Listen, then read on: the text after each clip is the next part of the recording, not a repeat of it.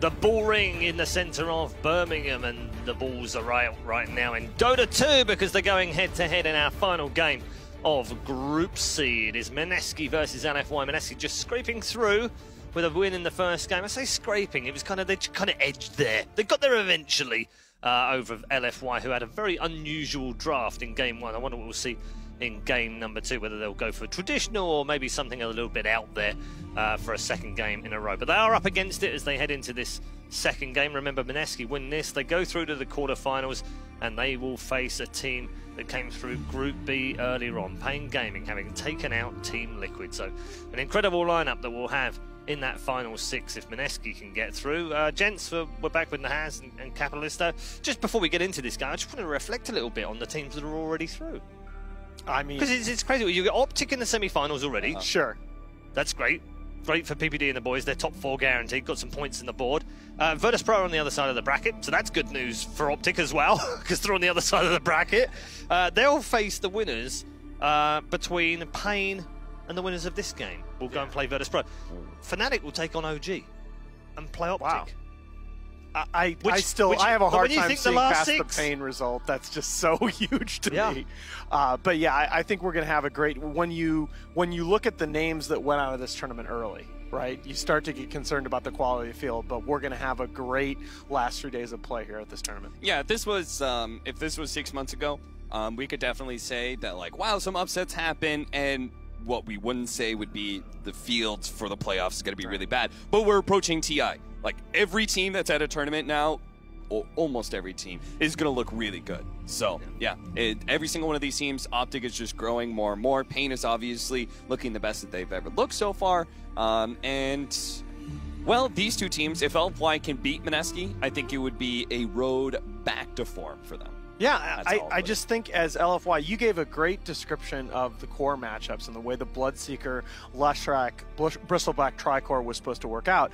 The problem, though, is that you're still left with a lineup that really needs to win the game through this 20, 25, 30-minute skirmishes and has no initiation apart from the Sand King. You look at the Mineski heroes, you look at the Pango, Elder Titan, Bane, even Dragon Knight, all 4 of those heroes have ways to start a fight. In LGD FY, your other support is Coddle behind that Tricore combination, and it really is only the Ahfu Sand King that gives you the ability to dictate those engagements. And you look back to how this team had success at TI last year, it was the constant threat of initiation from Inflame playing out of vision around the map that made playing against this team so difficult. I just don't see that in a draft like Game 1. Yeah, it's definitely a very different kind of strategy from LFY, both in what's being run in the meta right now, but also for LFY themselves. Meanwhile, I think Mineski had like a very standard draft. I mean, the ET super good versus the Bristleback, but I think the Pango is part of the problem for any of these lineups that LFY showed in that last game, where it's very kill heavy. If you have any sort of hero that shoves out lanes really well, it'll just naturally stall out the game a lot, because you just can't afford to be able to give up that kind of ground. You always have to go back and,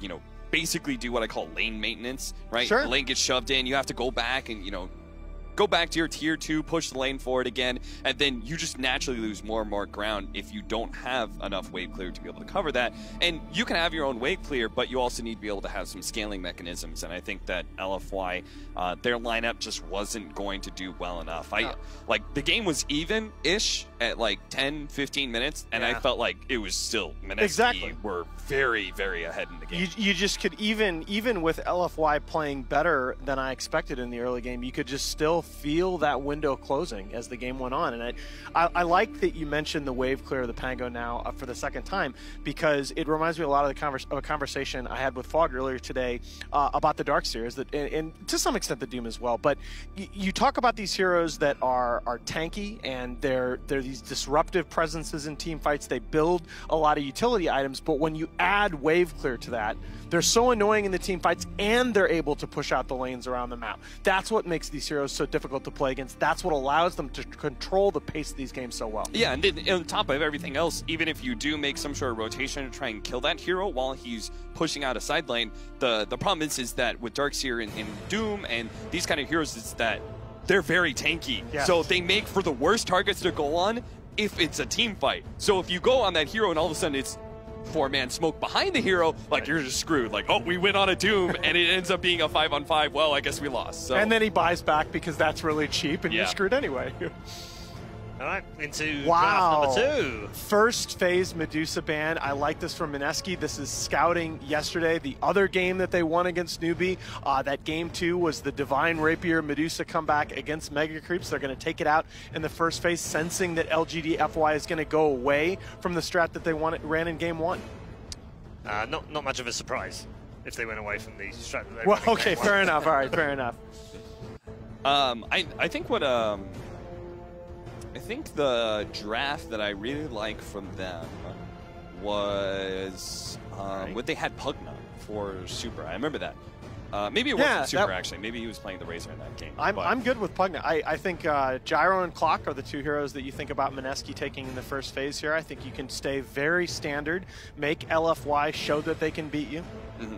Yeah, the Pugna they played, you talking about the Pugna they played yesterday against they lost to Newbie. Yeah, they lost the game, but it was a Pugna Razor ET Gyro Bane. I just remember thinking that when I saw Pugna being picked for LFY, I was like, oh yeah, that's one of the heroes that they do very well with. Yeah, in part because I think it's a combination of good team fighter and objective taker. Yeah, but we again, saw Pain play it very effectively earlier as well. Mineski are going to go back to the look that they showed at DAC with this first pick, Nature's Prophet. A lot of teams wanting to take that out. They played it in 3 different positions. They played it both support roles in that tournament. Jabz in particular looked hugely disruptive with this hero in the early game. So it does mean you, like, whenever you pick up this Furion, it means the enemy team just has to find some way to be able to deal with the laning phase, very disruptive presence of a Furion where you just throw treants at you a whole bunch.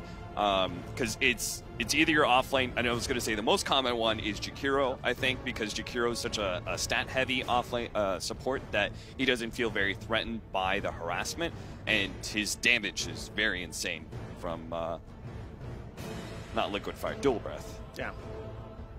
And it's I hope to see him going away from the max Ice Path build here, depending on what LGD-FY pick up.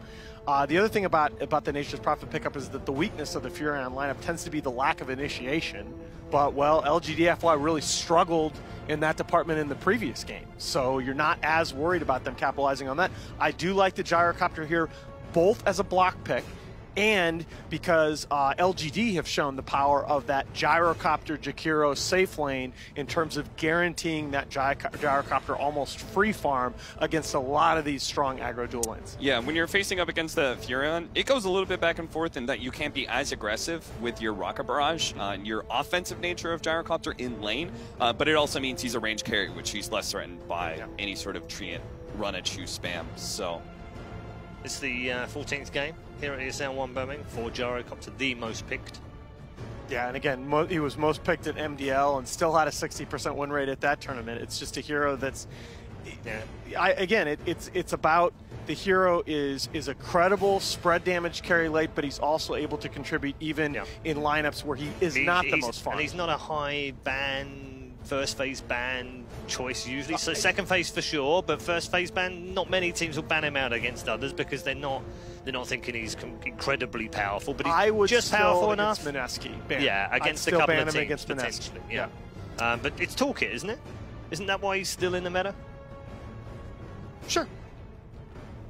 Rather than insane power or any particular ability or synergy with other players, it's about the toolkit. Especially when you see him first in the draft, right? It's about the breadth of his toolkit, right? Ban away probably the best forward position you can get with Jakiro in the Clockwork. I think Clockwork's just really strong right now. I expected Mineski to take that. Yeah. Oh, but then, okay, LGD, all right, LGD-FY are going to have this ban. This is one of the recent changes. They're going to have this ban into pick to open up the second phase. So Mineski, the Clockwork off the board makes a little more sense for Mineski now. Yeah, you're effectively getting 3 bans in phase 2. Would you call that a minor change in the patch? I would call it a pretty big patch change. I mean, I think eventually it proves to be a decent sized change. I think initially, before the teams have a chance to really theory craft and draft around it, it's pretty minor. It has changed that second phase ban, though, isn't it? Very nice.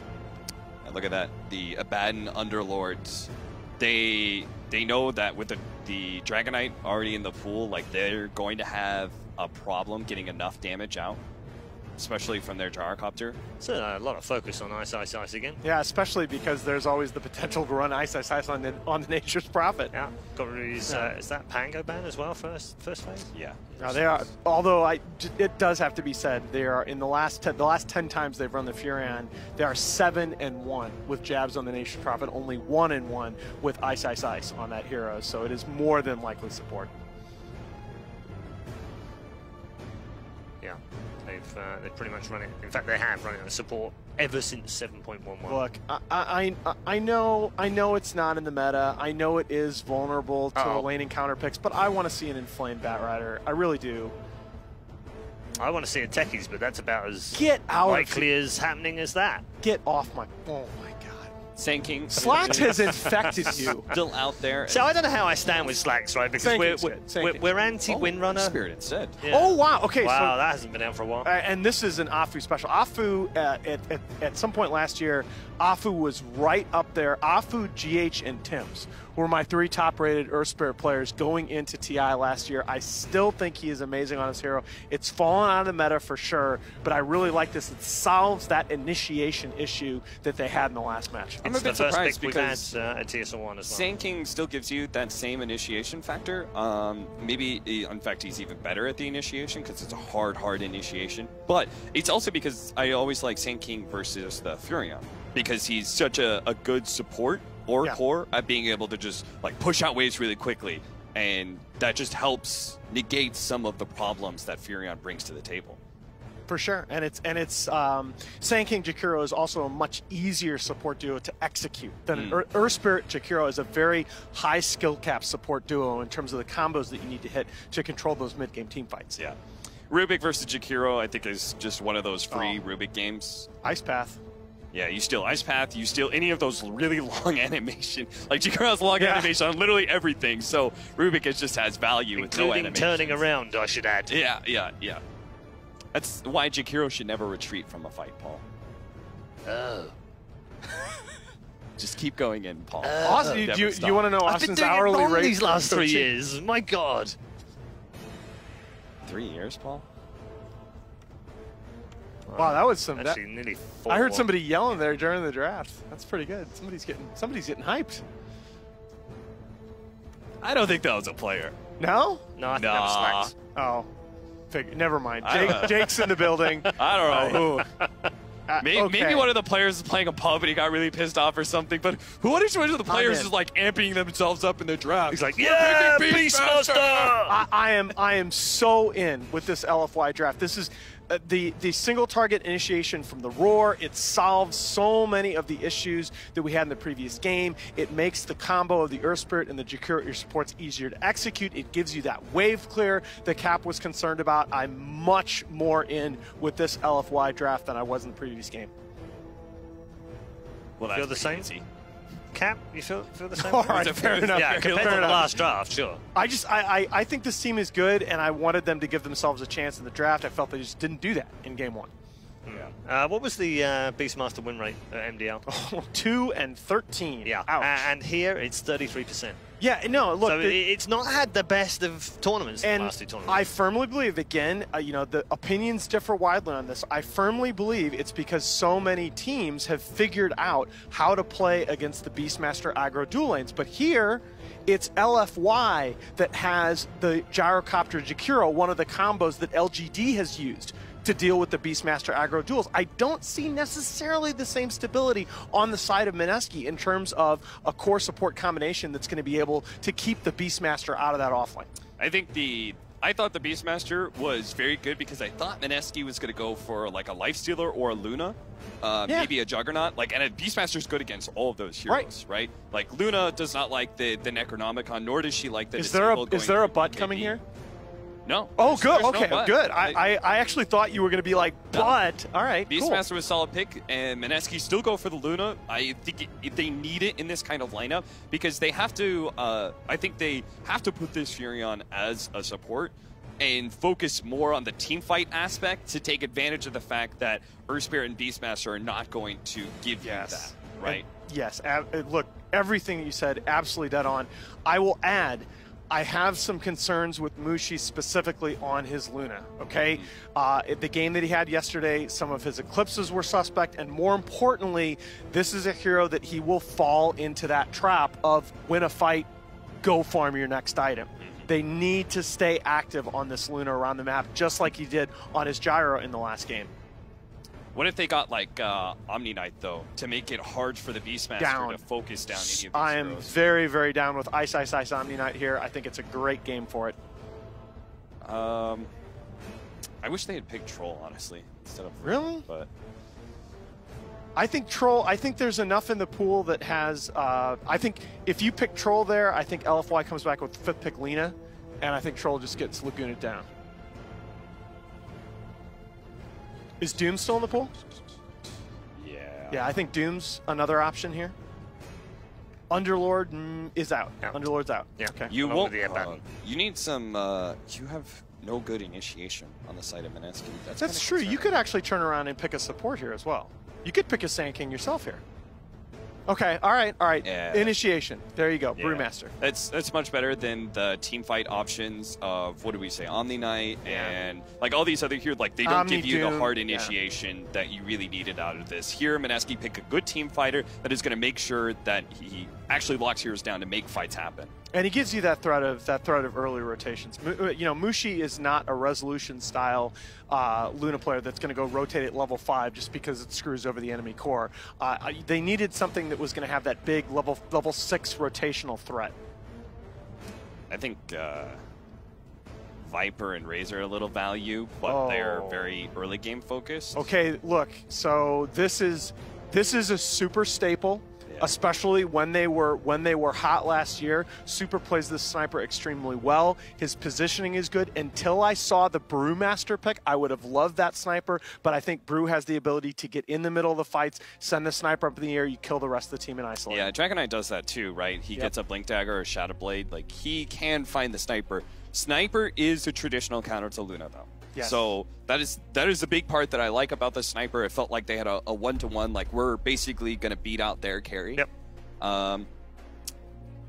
Is it I enough? think this is close, to be honest. Yes, it is. And I am going to take LFY here. I think this is not the easiest lineup to execute, but I have seen them execute this lineup in the past. If they can play the way that they were playing 9 months ago with this draft against Mineski's, I think they have a real shot to win.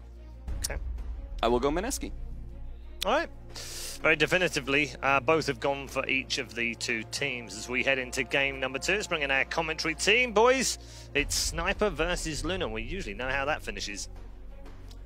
How does that finish for you, Kevin? It honestly depends. Like, does the sniper get ahead? Do their opponents get good gap close items? Like, can your allies like be the buffer between you? Like, is your Earth Spear rolling in and ulting like 5 people as sniper walks in? Like, isn't it just Prophet TPing in behind you and causing you all worlds of hurt kind of thing? Yeah.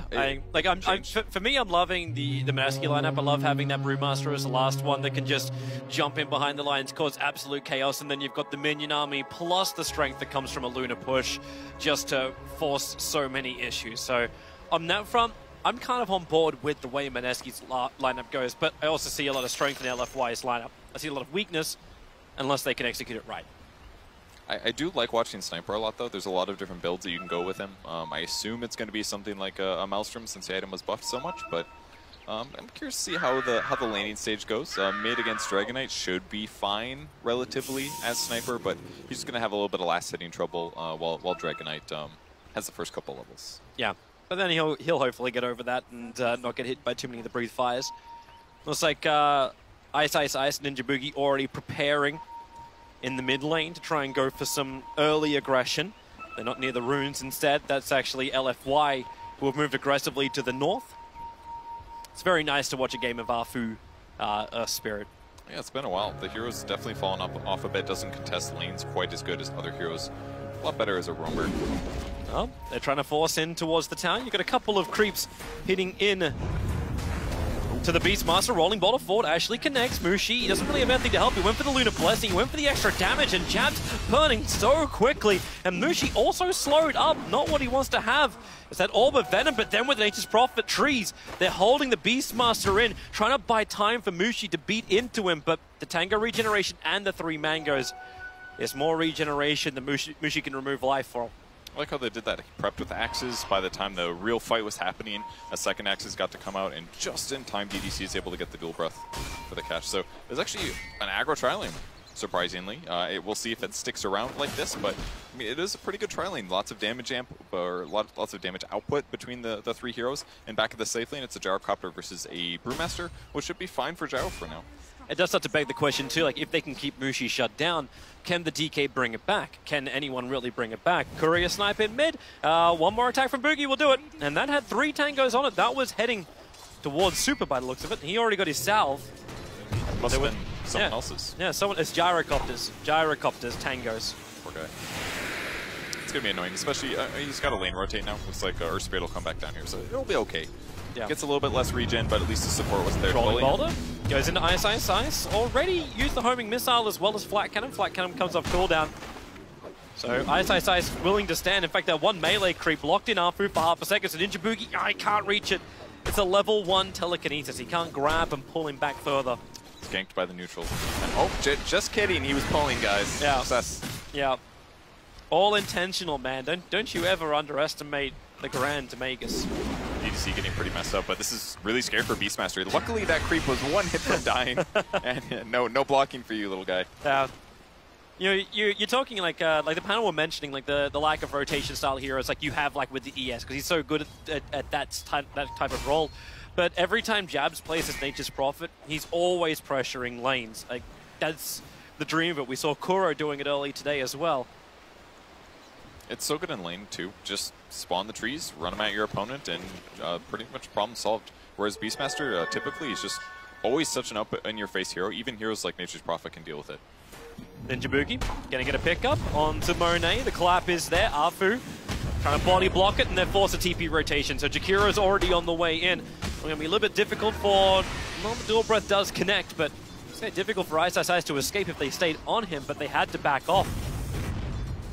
So really, one of the biggest problems that Gyro has is just guaranteeing last hits in the laning stage, but he's getting super stabilized here by the supports, and it just seems like they're kind of doing a sort of roaming playstyle between these two guys here. You know how you said mid lane was going to go the way of Moon at the very start? 19-7 versus the 6-0 of Super. He's now trying to use Shrapnel to farm up as Jabz goes after Beastmaster Inflame between the Tier 1, Tier 2 tower. Jabz just TPs out. Damn, that took a while, and he went back into the lane. He didn't even disappear. Bottom lane, homing missile connects, and Ice.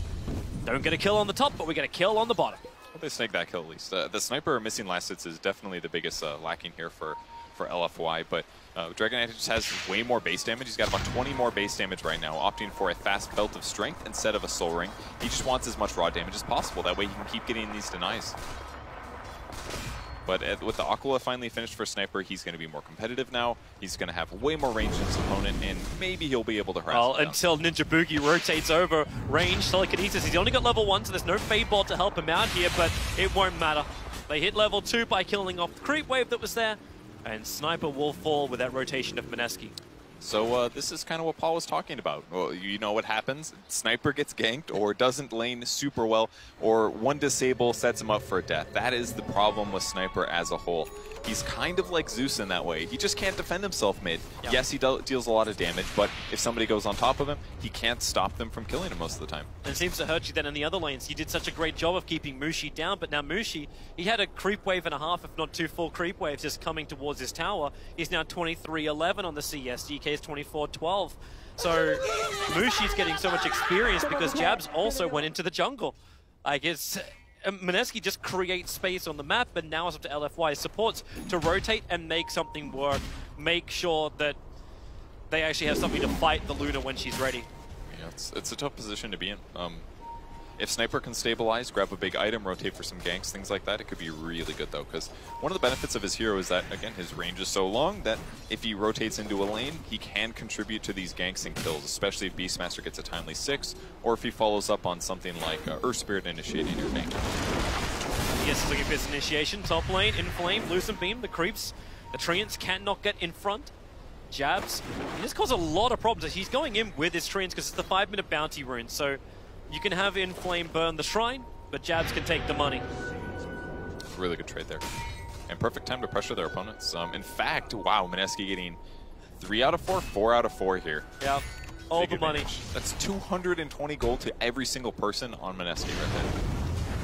The amount of stuff they can buy. They have another Soul Ring on the way out. Mid lane, Shrapnel's coming down. Moon really under siege. Prophet TPing in, wants to try and help out. Moon still hit with the liquid fire underneath the tower. They sprout him, try and remove the vision, and with it, Moon, he's into the trees. 77 HP, regenerating quickly. Him through the side. Ahfu wants to go for the kick. He has the observer ward, so he knows what he can do. The TP out in the mid lane will work, but here goes Ahfu, rolling boulder in. The damage, Moon gets the stun, and he actually takes the kill underneath almost his own tier 2 towers. Tip Ahfu indeed.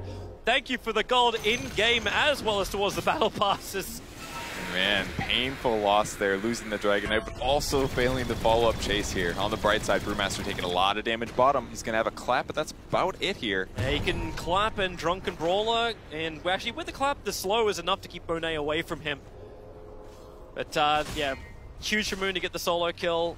The extra soul rings that came out, that was for the Brewmaster, but I just love Jabz with the way he builds. Like, okay, don't need boots, that's not important. Medallion of Courage was the primary thing. It had the Blightstone early on, so you have just this negative effect onto the Brewmaster, and the Sprout, it's a full block. There's no easy way just to cut straight through it. Great movement, great build. Except for his Axe's skill, but he wasn't quite ready for that one. If you just put it straight on the hero, never mind. Gyro might go down. Yeah, trying to create a little bit of space. Okay. Jabs as well as Ice away from him. They just don't have enough damage. If the call down doesn't land there, they might feel more confident to wrap around, but...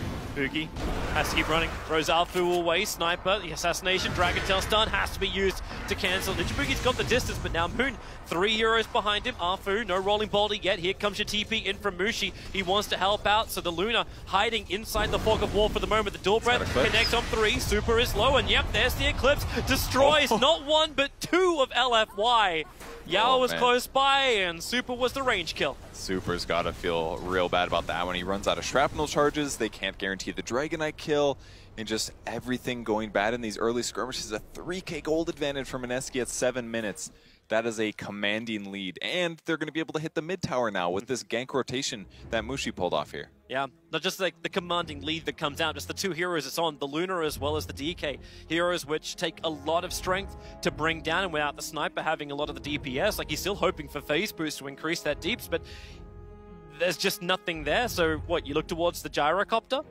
Gyrocopter wants phase boosts and drums as well. Like, it doesn't really feel like there's a lot of power yet from LFY, so you rotate, but you're not going to find the kills. Is that maybe when I think more of Inflame? Like, where's that roll? Where's that gank? Where's that control where Mineski just can't answer back? He's got to hit 6 first is the tough part. Like, there's not that much they could have done to help make sure that Dragon Knight doesn't get out of hand, other than maybe Sniper last hitting better. But that's very difficult to do when your base damage is lower, when Dragon Knight's nearly impossible to harass.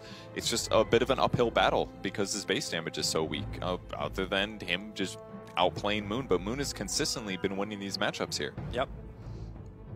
The fact that you just didn't have the damage, like damage reduction, now the combo with Mushi. Also, the courier snipe was another big thing too. Yeah. I'm sure that made a little bit of an impact, gives Moon a bigger advantage to spend on money that he can use to kill or to outlast his opponent using a fast belt of strength. All of those things are certainly impacting things. And then the supports spend so much time rotating to the bot lane to secure their carry. Yep. They didn't have the time to go mid, and even if they did, their likelihood of getting a kill was not high between like Earth Spirit, Jakiro, and Sniper. They would need like level 2 shrapnel and a lot of disable. And even that TP from LFY, like bringing the Jakiro down to bottom, it was a reaction to Mineski's aggression. And then Mineski can just show more aggression, but they can move it so quickly. That's the beauty of a Nature's Prophet. Yeah, it's a 50-second cooldown on teleportation, but you're inside of a lane, you bring in a Medallion of Courage, you attack so heavily, you chip them down, then 50 seconds later, you go to another place, or you grab a TP scroll, you go home, you regenerate and come back out, do the same thing again. Just seems really difficult for LFY to capture a win. And another thing to keep in the mind here, you've got Mineski who can force down buildings. You've got not just the creep army, the DK dragon form, the power that comes in from the Luna. As this happens, there's less ways to contest Roshan, where you already have the Medallion to do this too. So then you got Nega's push going to come a lot earlier against LFY. I fear there is just this horrible timing that LFY is going to have to deal with from Mineski, where they just have everything they want to push. With that said, I think almost all the heroes on LFY's team are also relatively strong early on. Gyrocopter drops call down, you've got Beastmaster Roar, Sniper is pretty good with just like shrapnel spams, if he's got enough charges, that is. And Spirit Jakiro, kind of the same thing, especially if Spirit 6. If they can go into a team fight with those things, yes, Mineski has a lot of tools, but outside of like Eclipse, they don't have a huge amount of overwhelming damage. So there's definitely some things they can do to take some equal force to their opponents and possibly take a team fight win that they can turn into objectives. So, like right now, for example, Eclipse is on cooldown for a very long time. Yep. Means Mushi's output in terms of a team fight is not that great. Yeah. It's like the harassment to the tier 1 tower. It's a good point. Like you got these long cooldown abilities. Anyway, you always just think of it like when I think of the Luna, I'm thinking that you've got that nice damage aura, but you keep it at level 1. Yep. And so she's okay right now, and throwing out Lucent Beams is nice damage-wise as kind of like a chain reaction thing, or a chain thing between her allies, but for now it's not the best. And Ninja Boogie's, I'd like to point out, level 2 at 7 minutes and 40. He's almost level 3, but still, he's level 2 at 7 minutes. So even though their cores seem to be doing really well, that everybody has tons of gold, they're going to have some level disadvantages here for the supports. Rubick is not going to output much. And again, Nature's Prophet can't do that much outside of be all over the place, harass opponents, push lanes. He doesn't contribute as much in terms of ganks and team fights. Yeah, I can definitely see that. But at the same time, like, yeah, the sacrifice which is coming from Ninja Boogie is taken back from Jabz. Like, he's 4.5 levels on this Nature's Prophet. He's going to look to be very aggressive. He's already got the kind of shadows being queued up. Like, this guy doesn't want to go any type of boots. It's all about disabling the cores, making Sniper's life a living hell, and this just creates more space for the cores. So, yeah, I see a lot of strength coming in from Mineski. Yeah, I'm concerned for LFY, but they have some windows of opportunity. It's just if they can do anything in it. And I never really want to underestimate Ahfu Earth Spirit. Like he is a god on that hero. Yeah, definitely is. More often than not, but still only level 3 for him. They just need to set up these kills in good ways, make sure that Sniper can get some catch-up gold, and then hopefully have a Quelling Blade or a Tango to get out of Sprouts once he does end up getting ganked. But gap close is obviously the other really important thing. Brewmaster has been going for Soul Ring. He's just hit level 6, so he's ready to fight and dive opponents, but if he gets a Blink Dagger, it's even scarier for Sniper. But as long as he can sit at the back and LFY can initiate first, everything is going to look a lot better. All right. It actually looks like I got my ear that we can throw to a break, but I also just see Ahfu rejoining into the game. Once they get the TeamSpeak up and running, they're going to keep going. So if production's okay with it, we can keep chin wagging. For a little bit longer. I got an okay from production. We can keep talking about things. Thank God. Yeah, these are the rare moments, Kevin, where you can stop a game and just start to break down every single thing that happens, and got 7 minutes and 14 seconds worth of information. I just wish that there weren't dead heroes right now, because therefore things would be a little bit more up in the air. It's kind of straightforward right now. Mineski's going to walk mid and hit buildings. We're just waiting on a TeamSpeak resolution or something like that, and then they should be ready to start. But everybody is in the game at least. Yeah, yeah. Hey, we've had low delays. It's been a good tournament so far. Definitely agree. Yeah. Some good games. So, like, there's some other things which I kind of want to keep my eyes on. ESL is one of those other things. Got a lot of pressure on bottom lane. I don't see how LFY can really continue the pressure now. We actually have our go, so we're restarting the game now. Continuing. Because he's continuing. Yeah, not restarting. Yeah, we don't have that option anymore. This is Reborn World. Oh, they're gonna smoke on top of the Dire Ops. They have the smoke on Earth Spirit. Not going to happen, and the trigger was nearby too. I mean, it's not time to fight yet. That would be kind of desperation mode. Like, smoking 2 heroes is fine, but if they smoke like 3 or 4, that's you don't move that many heroes across the map at this point in the game unless you're moving to defend like a tier 1 tower. It's exactly what you're talking about, right? Like, you smoke up a couple of heroes to work with one of the good abilities while the other's down from Mineski. Raw, off-cooled, like, now available because he hit level 6. Ahfu and Monet, they're just running towards the north. Ninja Boogie and Mushi are up here. Ninja Boogie kind of actually wants to be the one that dies on the top lane and not Mushi, but Mushi rolling boulder. Here she comes, up on the top lane. Roar as well, call down, will connect, and Mushi has no time to reply, and Ninja Boogie can't do much more. He actually pulled the creep wave, make it easier. Down towards the bottom lane, Ice. Doesn't have them, actually he can just, okay, he used the Soul Ring for the clap to slow down DDC and combine with Jabz. That medallion makes it so difficult, even for one of the highest strength getting support heroes like Jakiro to survive. And the reason he's down here is because he wants to delay the speed at which they can take the tower. If he's alive, he can dual breath and liquid fire, but at this point it looks pretty dire here for this tower. Mineski's going to be able to clear it out with all their trees and creeps, but LFY gets a lot of good stuff out of it. They killed the enemy carry because they knew Eclipse was on cooldown. It was the easiest spell follow-up ever, and finally they're going to be able to control the enemy jungle a little bit and get some farm off the map. Yeah. They also got some space for Super. He backed off and just started farming inside the neutrals. He's catching up in the CS. I'm not saying he's looking great, like he's still only 100 gold in front of the Brewmaster. Actually, that's exactly where Brewmaster's headed. In towards the mid, starts the primal split, wants to try and slow down Super so Moon can close the distance. So they start with the Earth stun, but okay, not under the tower. Moon's got a creep wave to go with him, so this movement does bring all of LFY into the mid lane. The Earth Ruling backs up. And that's all she's going to write. Like, it's just more, hi LFY, please come towards mid lane, and now we'll all leave. Just a little bit hopeful there from Ice. He was kind of hoping the sniper would stick around his tower once he popped the ultimate, but he happened to be running back at the same time, and at that point, Dragon Knight chasing was just not realistic. It was a good gank attempt, kind of, but it was a little bit gambly and ended up not paying off. So another good moment for LFY, though. This one, not so much in their control. Yeah. But Brewmaster split down these long cooldown abilities. The Dragon form's off cooldown. Tier 1 tower is still standing. Top lane, Monet, well, blinded by the moonlight. Jabs underneath the Observe Ward. I don't know if Beastmaster really believes he can do anything here. In fact, Inflame is going to walk past the Observe Ward, so they start with the Wrath of Nature. Ninjaboogie has the telekinesis grab, more Lucent Beams available, and you got the Sprout control, so Beastmaster will roar, cuts his way up pretty quickly with a Quelling Braid, and thanks to the phase boots, damn he moves so quickly. Yeah. Back behind the Tier 1 tower, I thought for a moment he had a haste. I'm a little surprised he stayed alive there. Really good damage coming out of Mski. On the opposite side of the map, they pick off the Jakiro once again. Everyone's looking for picks. Ice doesn't have split running down the river. TP support's coming in. It's the DK, but the Dragon donks. Where's that stun? They get the pick up. Super just wanted the initiation. I mean, the ending with the assassination. Does get picked off, though. He does. But not done. Rolling boulder. Kick will connect. Ninjaboogie doesn't have much to give.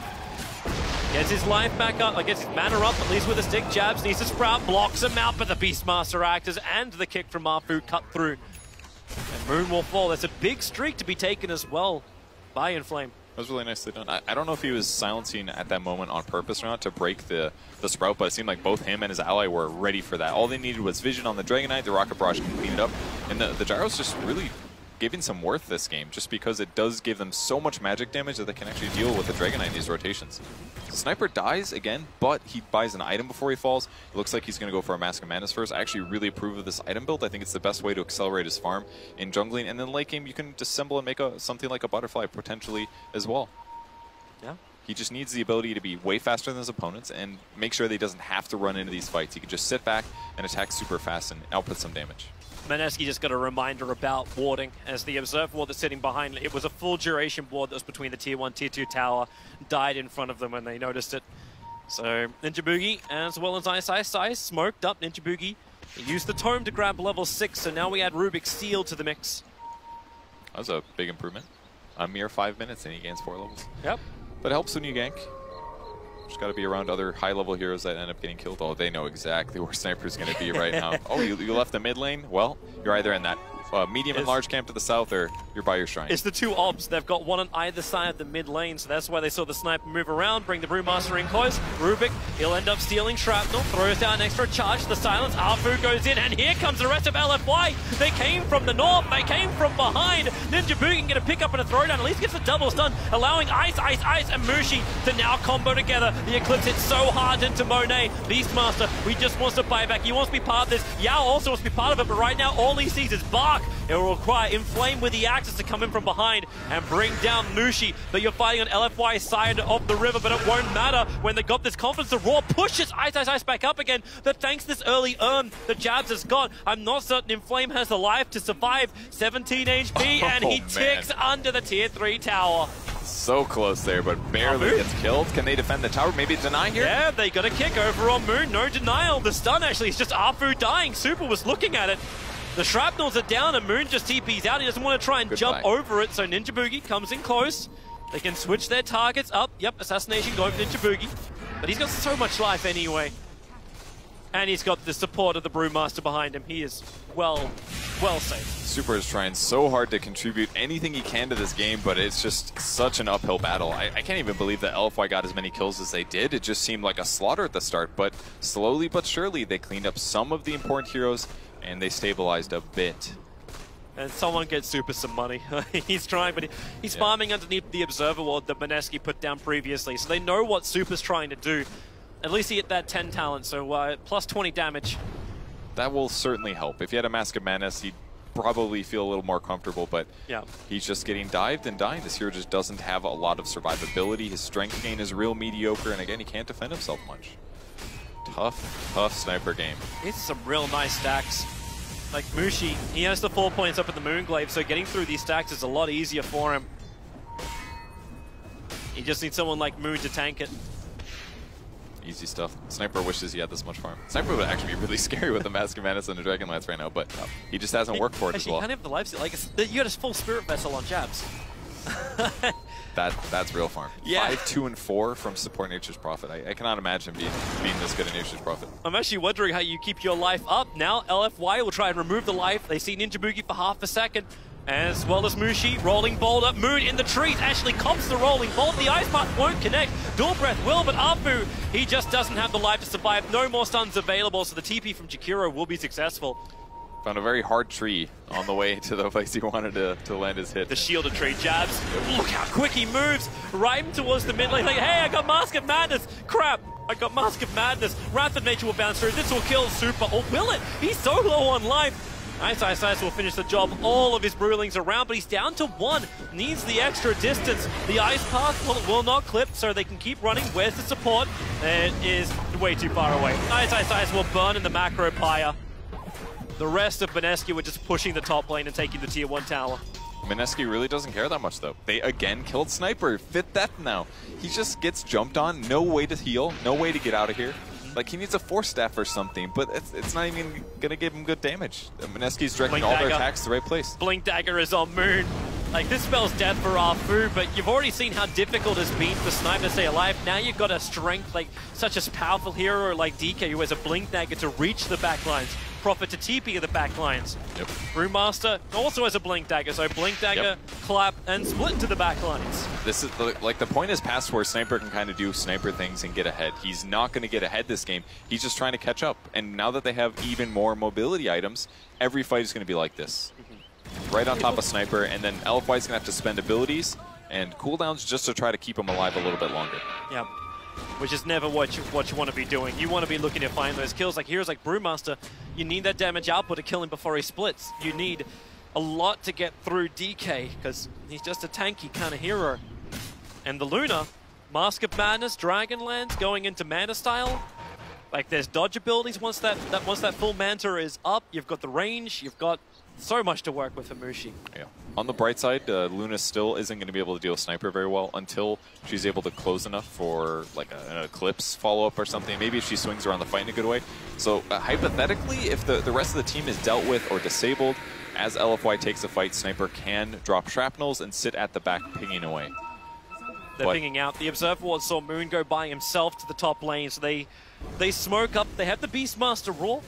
No dire Observer Wards nearby, but Moon TP's out. So already gone, comes to rejoin the rest of Mineski, who do their own smoke. 4 men under it, moving from their tier 1 tower at the mid lane, and they're headed south, and I wonder who they're going to try and kill and keep down. I'm not sure. There's a target. He starts with S. I have no idea. I have no guesses. Who is it? Oh, okay. All right, this it's Gyrocopter. The other guy with guns. I mean, basically anywhere the Sniper, look at these wards. Anywhere the Sniper's going to want to farm, that's where the wards are. Because they know every single time they kill these guys or initiate on them, can't defend themselves, can't turn things around, will die, and then instantly Prophet TP's in, drops the trees, and a tower is going to die. And these guys will have like plus 50 damage from the Luna. Tower dies. Now they're pushing on. They're thinking about going high ground. Nahaz is having his wish, right? Like, you take an objective and you push the base. Mushi doesn't go farm his next item. He farms his next objective. Macro Pyre will definitely slow this down. There's no doubt about that. But then Mineski, they actually use their fortification. So the creep wave has chased the sniper all the way to the tier 4 towers, allowing Moon and Mushi just to beat the crap out of this tier 3. We're 18 minutes in. They've taken it. Ahfu gets the kick. He'll only grab one. Ice. So Roll pushes him out. He'll still get the split off, but the Magnetize eclipsed the back line of Mineski. The Brewmaster has just created enough chaos that Ahfu, he goes for another kick. He connects onto the Drag Knight. He's so low with the cooldown. He'll do his work for Mushi. The Eclipse, it got split between DDC and Monet. They couldn't do enough. So it's a 1-for-1 trade-off. Ahfu did die. Ice. Back into Brewmaster form. A quick stolen Ice Path from Ninjaboogie, buying the space for Jazz to attack from up the hill, but now he's Ice Pathed up. He couldn't finish off Monet. Mineski have overstayed their welcome. They did, however, take a tier 3 tower 19 minutes into the game, but at what cost? It's a big gold swing for Beastmaster, especially picking up 600, but losing the tier 3 tower at this point in the game, especially against the Nature's Prophet, these shrines are dead. Like, kiss them goodbye. Pop the shrine. I don't care how little mana or HP you need. It's time to get some advantage out of that. And Sniper's very close to his Maelstrom, but that is not going to be the big game changer that they need. They've kind of hold it, but only a little bit. And I'm looking at all these aggressive wards, actually, on LFY's side. I don't even think they matter. They haven't been able to cross the base. And they just lost one of them, too. The only one they have left is the one that's got 1 minute left on it, on that top lane. Oh, have you seen this before? Meteor Hammer Beastmaster? Wait, what? Yeah. It makes sense, right? You've got a stun. Give it a follow-up, right? Sure. If he finds people solo, it's good. Obviously, in a lot of cases, people would be like, yeah, I'd rather have a Necro 3 so I can just kill the guy. But tower pushing... Mineski is running at you too. DDC, Observer and Sentry being planted down. They want to control this high ground, but no, Brewmaster has an Invis rune. But look at the movement. Mushi isn't even being part of this. Yeah. He's running towards the mid lane. He's adding side lane pressure. Jabz, he's already headed towards the top lane, taunting his way there. You're going to have a tier 2 trade. Like, where both those tier 2s go to Mineski, and the tier 1 only goes to LFY. Unless they can defend him. Jump in, Ice, goes for the clap, 2 seconds till split, silenced up, Ahfu did the work. Ice will fall. Sniper did something. Yay! Got a kill. Good rotation. Mineski basically realized that they couldn't take that fight. They didn't have Eclipse, they didn't have their cooldowns necessarily. They were just going to dodge. LFY was able to take the tier 1. They tried to get something out of it, but in that moment where it looked a little dangerous for LFY, oh my god, is Super going to die to these illusions? Ooh, that was very close. Just two illusions, that's all. Shrines has the life back, and we'll run towards the mid lane. The tier 1 tower of Mineski is still standing. The only tier 1 tower on the map. It's a good one to have right in the middle. Yeah, it is. Good map control, good Roche control, multiple teleport points. Yeah. They even have that observer ward watching LFY, so if LFY have any intention of sneaking Roshan or going anywhere around their ancients on the northern side, Mineski have the information right away. It's definitely time for Mineski to fight, though. All their ultimates are off cooldown, including Nature's Prophet one. They've got a smoke ready on the Brewmaster. Their auras are looking real nice. So you got a full pipe onto Jabz. He's still bootless Prophet. Okay. And you also have, what was the other thing? The Vlads on the Brewmaster. It's going to be really good, especially against a hero like Gyrocopter. Give everybody more armor, some magic resistance, and Pipe really holds off the damage that LFY can do right now. How's that synergy too? Like when you have higher levels up on Ninjaboogie, right now it's just level 1 null field, but yeah, it can help. But most people use null field aggressively anyways, so it's not the most important thing for now. They've also got a lot of magic damage on their side between like Brewmaster and Luna and Dragon Knight. Might as well just amplify what you got for now. Mushi's just farming underneath this obs. I thought Mineski would have read the fact that the obs and sentry were planted down when LFY were looking for a fight, but they haven't committed any sentry wards at all to this area. It's fine. They just haven't been there, to be honest. Maybe the supports could have at some stage, but Ninja's been pushing in mid. Prophet's certainly been busy, especially still pushing out opposite lanes where enemy heroes aren't at. And they just got all the information they wanted. The observer what they had, have still in the mid lane, is watched all the movements of LFY. So it's this little sucker that Ahfu is just walking over the top of. And they knew LFY was moving into their jungle. They're standing nearby, but it's not going to stop Mineski from taking Roshan. Yeah. just super safe for them to do this, although LFY's coming. Where's that BKB Gyrocopter? Just walked into the middle of it. Ahfu, he is Aegis Not again. He jumped in the kick, he snatches a Mushi! Gets the Aegis Immortal, even though Ahfu got the kill on the Roshan, but it won't matter when Mushi, it was a double damage rune. The Wrath of Nature clips the wings of the Gyrocopter.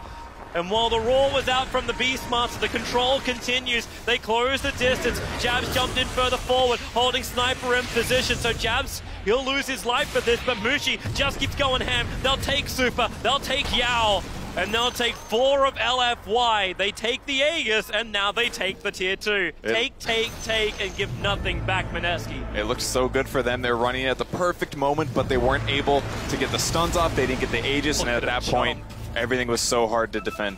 All these buybacks. Sniper, Jakiro bought back. You still have it on the Beastmaster and the ES, but Mushi wants to make more of himself. Remember, he's got the Aegis to the Immortal. The kick, it's nice. But EyeCiceIce is just beating the crap out of DDC with a stick. And now the Eclipse, they find the kill. Goodbye ES, the Glaze bounce through. It's difficult for the Beastmaster. He doesn't have that life, but maybe with the call down, Brewmaster cops a lot of damage, goes for one quick clap. And Mineski just want to retreat out of this one. Sprout, TP, Jabz. Wait, he's going to turn around and actually kill the Beastmaster. Worth it. Oh, actually, no. Actually, no, it's worth it. 591 gold for that. You'll take it. I don't know, Toby. He dropped the hammer on him. That definitely means more than dying first. Come on. But again, Sniper gets to sit back in the team fight and actually accomplish something. I mean, he did have to buy back for that, but not all bad. They went about even in that engagement. Yeah. A lot of gold to Gyro, too. There was actually a dieback from Jabz, too. Okay. So, like, he did buy back during that. Some brief relief against the constant lane pressure that Nature's Prophet provides. But Aegis is gone. The game is semi-reset. With that said, Luna's picked up his BKB finally. Yeah. 10 whole seconds on this, and level 19. And pretty much from here on out, Luna becomes a bit of a monster. So, other small upsides, there's only the range racks on bottom. Like, the melee is still alive and regenerating. That's actually not too bad. The wave will be constantly pushed. Prophet's likely going to threaten that a little bit. Moon's waiting for the runes. He's trying not to attack him. He takes the bounty. Good snake. He actually had to stop himself from attacking twice. Yeah. He swung the sword. That's a 500 gold event. It's like a 1,000k swing that just happened. That they stole that bounty that his opponents were standing on top of. Well, it goes to filling the pockets of Mineski. That's a blink dagger for the Rubiks, and Ninjaboogie will have that range jump. Gonna probably be looking for Call Down is fantastic, Beastmaster Roar, anything Jakiro related, even like Sniper Shrapnel. Mushi, he's real close. Blink forward, Mushi very quick on the BKB and the Loser Beam. Follow Dragon Tail stun. Inflame thought he had something, but really he had nothing. They moved their attention over towards Ahfu on the trees. Nowhere to really rolly boulder out. Ninjaboogie can put the Sprout down just to ensure nothing else is here. And they're coming once more. The two guys who have buyback, the only two from LFY who have buyback are the ones who died. So with the buyback of Beastmaster, it looks like Mineski this time will be happy with what they achieved. That one's going to cost him a lot, especially in the next engagement or team fight. But it's not all bad because LFY traded buybacks for big team fight ultimates, and that's the big scary thing that Mski has. So they pop the smoke. They want to go in. This is their time to grab hero kills. Yep. If they can get somebody like Luna who doesn't have BKB, that'd be huge. Oh, Moon's nearby, and no, they don't find him. Luna's still on the run. So is EyeCiceIce. No Brewmaster split. They had the ward, though. They saw where he's going. They know he's going to go to a large camp. So here comes the Blink Dagger. But support's nearby. Brewmaster, and there's Manta. Mushi, Roar is out. Macropire and Cooldown and High Spark. Goodbye, Mushi. Very close. If Luna was able to get the high ground before the Roar goes off, animation's canceled, and Luna is out of there. Wasted smoke, but they're able to get the kill. Finally. He spent his money really quickly, though. So even though he died, he completed the Hurricane Pike. Okay. Well.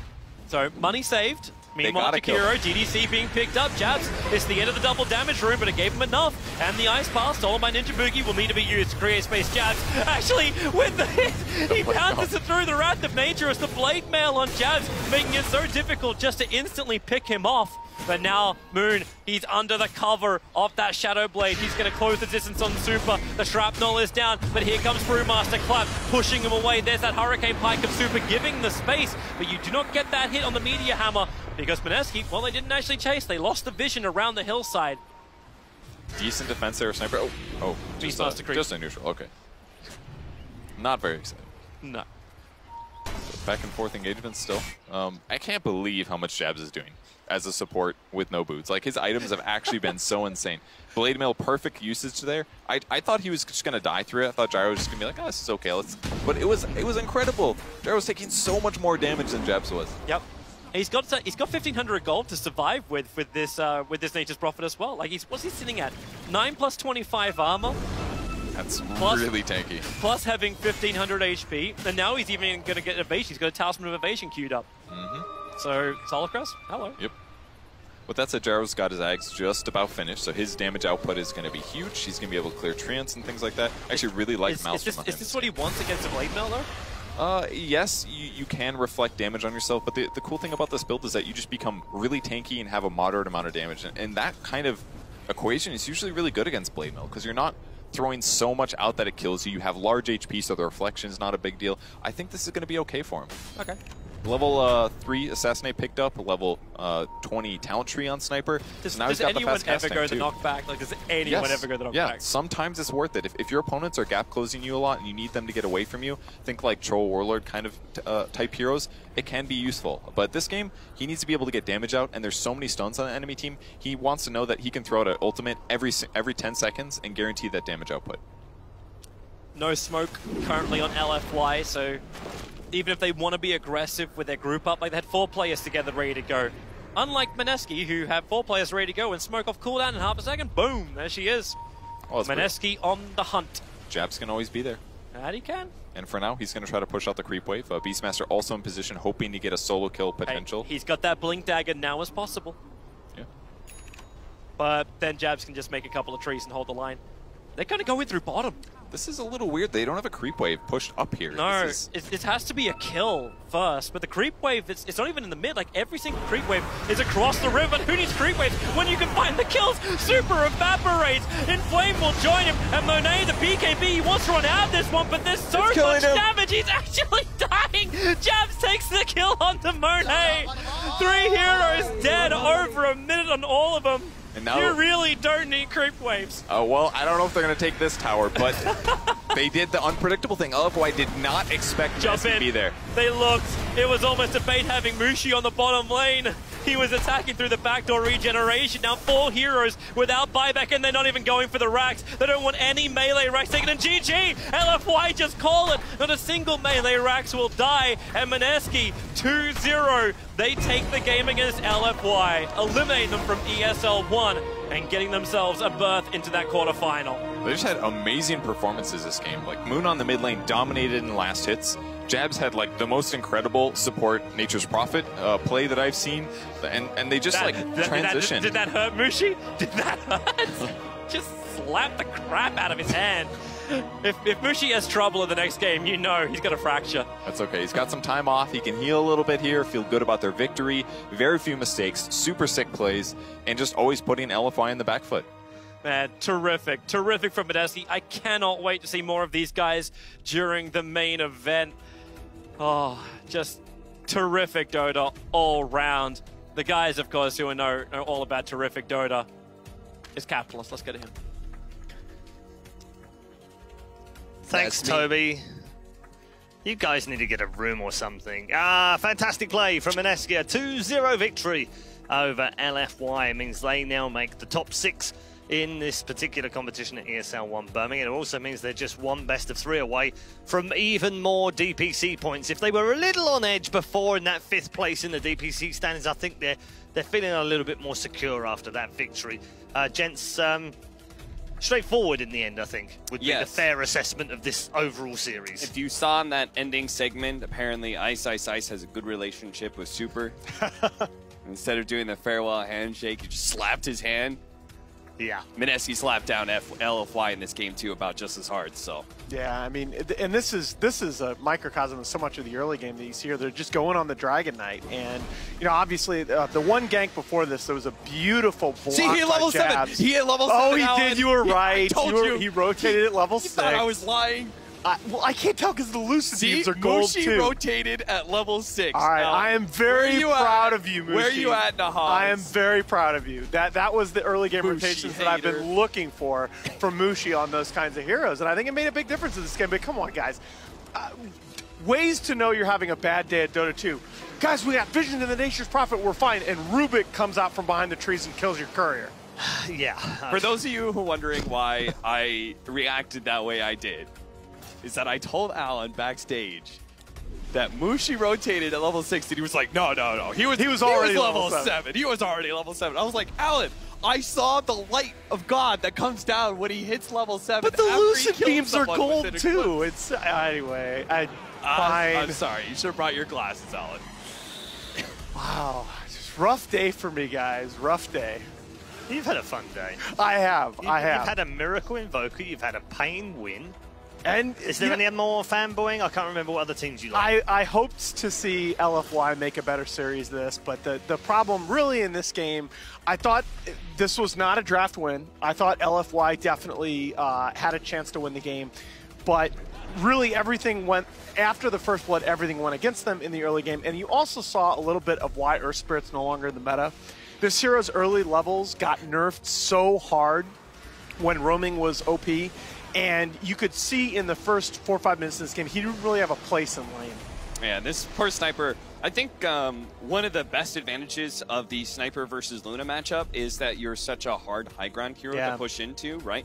But I think in this meta, it's very difficult to be able to come back into the game once you're locked into high ground for a couple of reasons. I think that once tier 3s are gone, Shrine is gone. But I think one of the big changes recently that happened was that the bounty runes, every 5 minutes, it gives so much gold that when you control the map like you do, add in the fact that Roshan gives you that refresher shard at round 3 and Cheese at round 2. Like, there's so many incentives to be in control of the map and be the ones, you know, having the opportunity to take all the bounty runes and have the opportunity to do Roshan whenever you want, that it's very tough to be able to come back in that situation. It's partly, we talked about this now, it's partly why I like that change, because the bounty runes give you a reason to be on the map apart from Roshan as the game goes on. And I think you saw that Mineski just, especially behind the support Nature's Prophet, that really felt more and more impactful as the game went on. They controlled the map from start to finish. All right, going to get more from our, excuse me, we're going to get more from our panel members in just a moment, but let's bring in Sir Action Slacks, who I believe has found Jabz to have a chat with him on a fine Mineski victory. Right you are, Red Eye. Hello, hello. I've got Jabz here with me. Sir, an incredible series. You guys seem almost effortless going in there. Such aggression. Are you feeling like big dogs now? That was quite an aggressive series. What? Do you feel aggressive? You're feeling good? Yeah, I'm feeling good. Like, we can play the main stage tomorrow. All right, sounds good. I want to talk to you about Nature's Prophet. That was an incredible display. A lot of new heroes are coming out now in the meta that seem to be super strong. What's the most important thing about playing a support Nature's Prophet? I think it's like, it seemed to work to me. Yeah, I think I understand the full range quite well, and then, yeah. Any reason why the boots took so long on that one? You had some empty times there. Not a lot of items, but you still made a lot of things happen. Is that just because Nature's Prophet is a good hero? I think it's like the Nature's Prophet is like a fast hero. You can fly anywhere, and then you got ulti for a team fight. Yeah. All right, more points are coming your way. You guys are going up and up on the ladder. I know you're aiming for first, right? But where do you guys think you're going to end up at this tournament? Are you going for that first place spot? I'm not sure. Like, now it's VP quite strong, one of the strongest in this tournament, and then I think the list is like normal. Yeah, but we try to aim like maybe top 2 first. Well, top 2 is a goal, but after plays like that, wouldn't be surprised to see you guys heading for that #1 spot. But we'll see some more from you guys soon. Thank you very much, Jabz. We'll throw it right on back to you guys. Thanks very much. Yep, thanks very much, Sir Action Slacks. Alongside Jabz and Mineski winning that one by 2-0. We're going to get more from our panel members in just a moment. But why don't we check in with the Play Faster moment by Vodafone today, because we definitely had a very fast moment today. It features Weeha from Pain Gaming stealing away the ages from underneath the noses of Team Liquid. It doesn't get much faster than that, chaps. It all comes down to this King RD hook shot, right? He makes the play. Not just that, but the fact he immediately moves to cogs in the heroes inside of the cogs, but away from Roshan, right? If he hooks in, immediately cogs, that play looks very, very different. Matumman is very likely to grab the Aegis for himself. Yeah, I think that definitely deserved the Vodafone Play Faster moment of the day. It was a brilliant one today. Not that yesterday's was any different, because we also had a great one yesterday. We've been spoiled by the faster moments of the first 2 days. Let's check in with the results today as well. We've also had, of course, the first place deciders today. Virtus.pro stomping through that one 2-0. Optic coming out on top against OG in effectively the playoff match for the semi-final, which means Optic are now in the top 4. Second major in a row that an NA team has finished in the top 4 and not EG. Yeah, unfortunately not. Crazy. Yeah, we go back to our 3 results, of course, during the day. We started the day off with Fnatic versus Spirit. Fnatic winning that one by 2-1, but then we had that incredible Group B match-off in the decider between Liquid and Pain Gaming. Pain Gaming coming out on top yet again after beating them earlier on in the group stage and having coming back from behind. And then you've just seen Group C concluded with Mineski winning 2-0 over LFY, which means the group stages are done. It also means we have a bracket for you. Our final 6 teams are now thrown into that bracket, and as you can see, Virtus.pro get a bye at the top because they're already through to the semi-finals, as the Optic Gaming at the bottom of the screen. The middle, though, is where the meat is. Pain will take on Mineski. The winner will face Virtus.pro, and OG and Fnatic will go head-to-head again, and the winner will play Optic Gaming. All of those teams are guaranteed a top 6 finish. We just don't know the order yet. I feel quite bad for Pain. You feel quite bad for Pain because, I do. Because they have to go quite a tough road. They have to play against Mineski, and then if they beat Mineski, they have to play They've got some major CIST from Virtus.pro, I think, something like that. They get to play. It's fine, right? No problem. They've beaten Liquid. Hey, you got to take out the TI chance to get Pain, there. you could do it. It does look tough. I admit. Yeah. I should also mention that we've also got our MVP by Mercedes-Benz, which is now open. So if you've seen any other plays that you like today, or any particular players that you like, please head to the link below and cast your vote for the Mercedes-Benz MVP. Have you guys got any close? I know you don't like doing it until the final day, but has anyone stood out for you today? Tavo. Yeah, Tavo? Absolutely. Yeah, this guy brought back the same level of play that we saw from him against Secret, and then almost beating EG on stage at the Kiev Major. I thought he was every bit as good on that Pango today. I was actually going to say another Pain member, which was King RD. So I'm glad we both focused on Pain. Get your early MVP votes in. Oh, do it. Come on, South America. Okay. We know you're there. Yeah, they're definitely there, that's for sure. All right, thank you very much, chaps. And thank you for tuning in for day number 2 here at ESL 1 Birmingham. The group stages are done. 12 became 6, and tomorrow we will enter the arena as those 6 will go head-to-head, and we'll start things off with both of the quarterfinals. Pain Gaming will be back in action. Can they bring some more samba to the middle of Birmingham? We'll find out as day 3 starts at ESL 1 Birmingham. We'll see you tomorrow. From Biver, keeping Team Spirit alive. They are going to look to send back G, but G's already down. Arbed kills him quickly. FNG with the Glimmer Cape will be able to juke him away for the time being, but Illidan won't be as lucky. Arbed gets the double kill. Phobos still trying to play around with him as he goes for the Berserker's call, but they'll surround him, and with 2 dead on Spirit, there's no chance of keeping Phobos alive. But Arbed, very quick to zip, and he's got the Hex saved, as well as the Silence, which will get Dark Pacted off, but of course the Hex will not be removed. This game is just an absolute mess from Fnatic. Team Spirit, their lineups work perfectly so far. Bottom lane DJ will come forward onto FNG. FNG going for the TP, and he's going to get... Got 2 Kegels.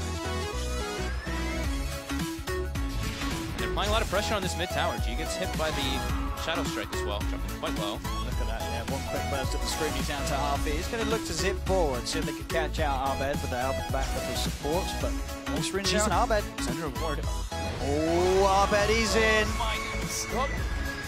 Trying to open up onto him. Mystic Flare will be dropped down, but they're able to get themselves out the side of it. So DJ dodges that one out. Envy pops the horn, he wants to join in. He wants some last hits. Arbed, that Radiance has the vision there with the illusions to find Biver as well.